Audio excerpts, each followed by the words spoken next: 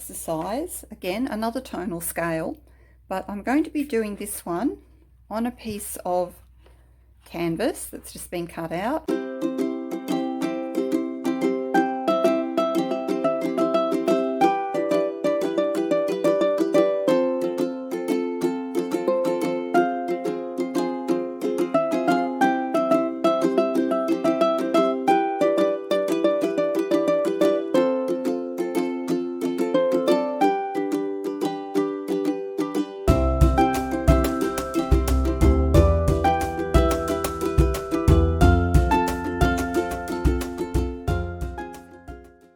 On a manila folder, so it doesn't matter if the paint goes over the edge, but I want to show you how a mid-tone actually looks against many of the other tones.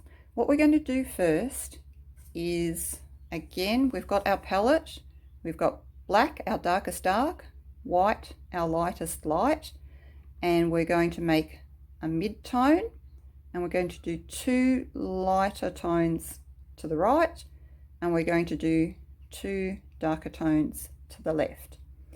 The first thing I'm going to do is paint my top left, I'll just move the palette out the way, the top left block that we've measured out with white paint.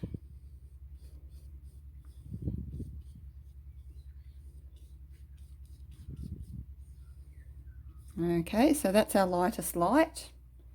I'm just going to clean the brush a little bit. And then in our bottom left corner, we are going to use black, which is our very darkest dark.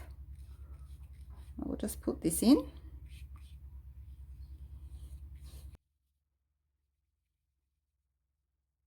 I've just left a little area. Now we know not to go any darker than our darkest dark. Normally in nature you won't see pure black anyway. There will be rich darks, but they're usually going to be made up of a combination of other colours. But for this exercise of tonal scales, and for a few practice exercises that we'll do after this, we're just going to use pure black and pure white. Alright, so that's that one done.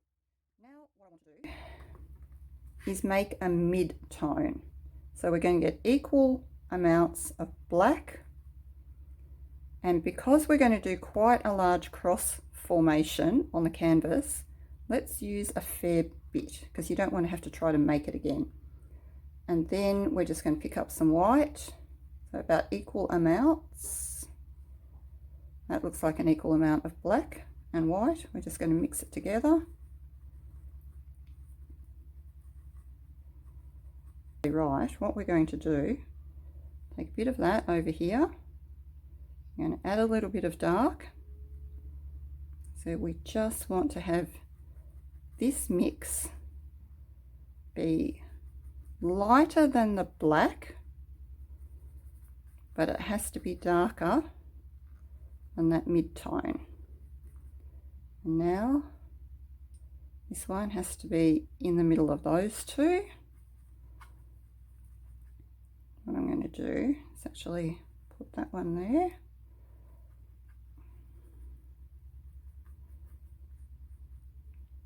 Okay, this I think is still too dark, so I'm just going to put a bit of that over there, a little bit over there. I'm going to add a bit more white to it.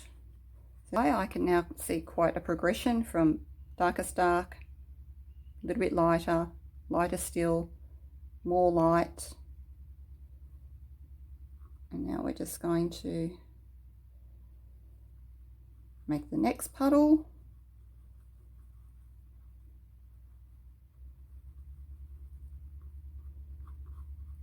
And one more.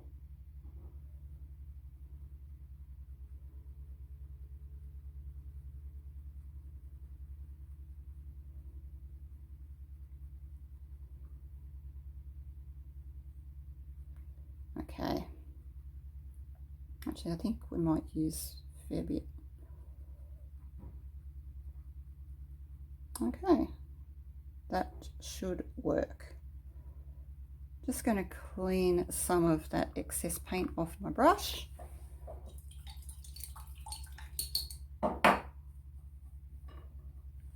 Now what we're going to do is continue down the left side of this strip of canvas.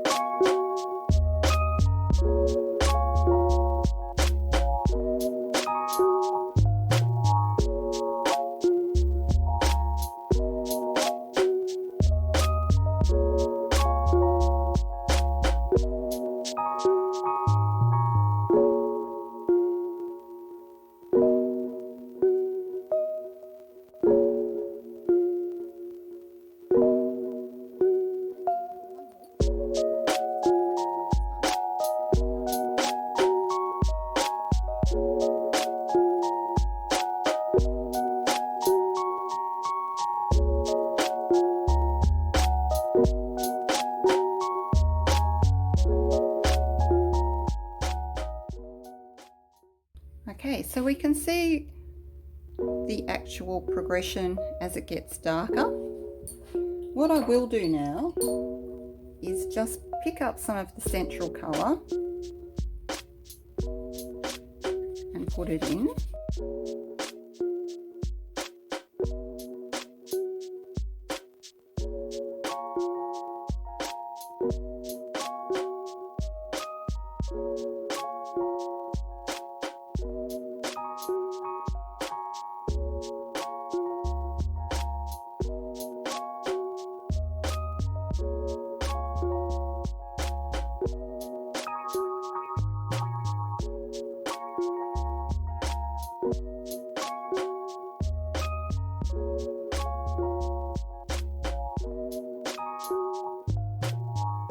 Okay, so we've got the good gradation.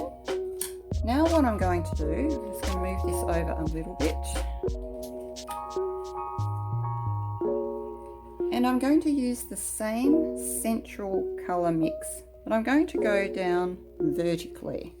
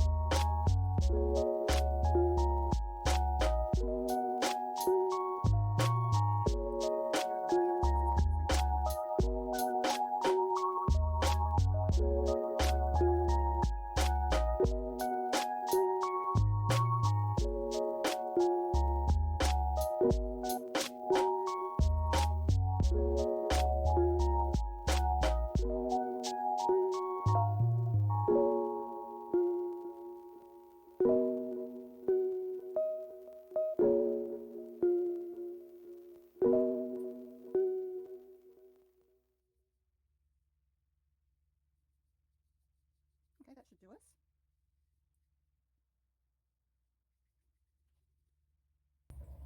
And then we'll go back to putting the white up the top.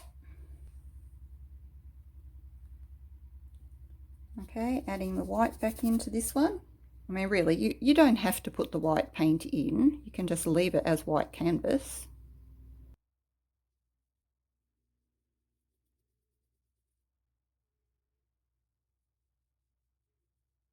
Okay, that's the white done. Maybe if I turn the palette this way, it will work. There we go. Picking up the next light one, which is exactly the same as what we put over on the left of this central cross.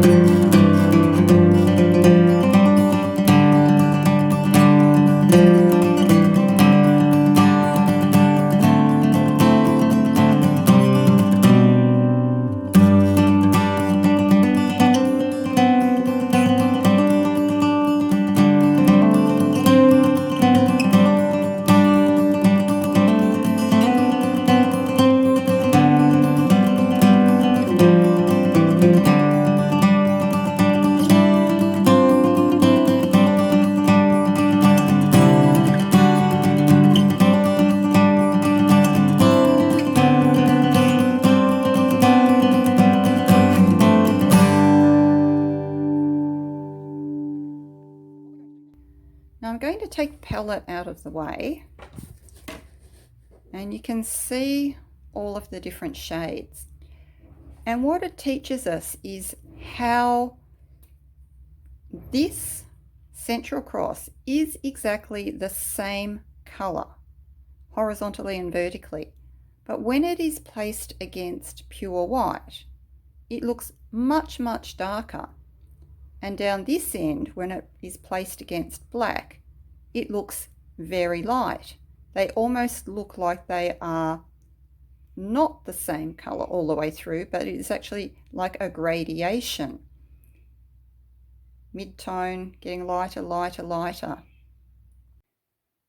Now that we have taken the piece of canvas off the board, the one that has all of the tones on it, the illusion of the central cross being different colors still exists now.